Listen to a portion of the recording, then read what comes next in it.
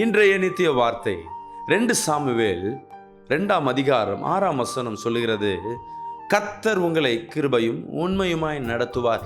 ஆமென். அன்பு தேவ பிள்ளையே, கிருபையா இந்த மாதம் உண்மையாக உன்னை நடத்துவார். அது என்னங்க கிருபை? கிருபை என்பது என்ன? கர்த்தர் பரத்தில் நம்ம கொடுக்குற உதவி. தகுதி இல்லாத நம்மளை தகுதிப்படுத்துகிறவராக இருக்கிறார். அவர் உண்மையாகவே சத்தியத்தில் அவர் வழி நடத்துகிற சொன்ன வார்த்தை நிறைவேற்றுகிற தேவன். உங்கள் வாழ்க்கையில் எதெல்லாம் நீங்கள் தகுதியில் நினச்சிங்களோ, இதுக்கெல்லாம் எனக்கு வாய்ப்பில் நினச்சிங்களோ, இந்த நாள் கர்த்தர் உங்கள் வாழ்க்கையில் செய்ய போகிறார். ஒரு ஆமென் சொல்லுவோமே.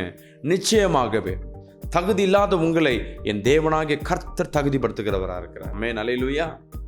ஆமென். அன்பு பிரியமான ஜனமே, கர்த்தர் ஒரு தகுதி இல்லாதவனை கர்த்தர் எப்படி தகுதிப்படுத்துவார்? உண்மைக்கும், அது உண்மை அவர் சொல்கிறாருன்னா, இங்கே வசனம் சொல்லுகிறது, கர்த்தர் உங்களை கிருபையும் உண்மையுமாய் நடத்துவார். அதை நாங்கள் உண்மையாக நடத்துவார். எங்க அவர் பிள்ளைங்க, அவர் நமக்கு கொடுக்கப்பட்ட இந்த ஜீவன் அவர் எப்படி பாதுகாத்துப்பார்? உங்களை ஒவ்வொன்றையும் விசேஷமாய் அவர் கண் பார்வையில் அவர் சொன்ன வாக்குத்தத்தங்களை படி என் பிள்ளைக்கு என்ன திட்டத்தை வைத்தனோ, வாக்குத்தத்தை கொடுத்தனோ, அவர் என்ன ஜெபம் பண்ணாரோ அதை எப்படியாவது நடத்தணும்னு சொல்லிட்டு என் தேவன் பிரியப்படுகிறவராக இருப்பார். அம்மாவா இல்லையா? உங்கள் வாழ்க்கையில் செய்ய மாட்டாரா?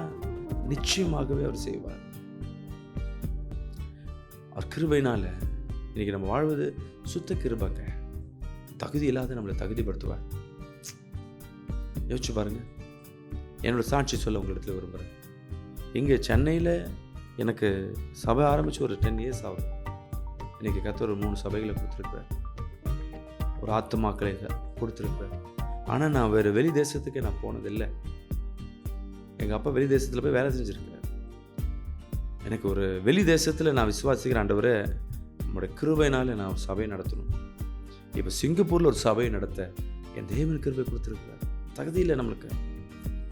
நம்ம தான் ஃபாரினர்ஸ் நம்மளுக்கு சப்போர்ட் பண்ண நினைப்பாங்க. இல்லை, தேவன் ஆசீர்வதிச்சார்னா நம்ம அவர்களை என்ன பண்ணுவோம்? கனப்படுத்துவோம். நம்ம அவர்களை பலப்படுத்துவோம். விசுவாசிக்கிறோம். ஆமென் சொல்லுவோமே.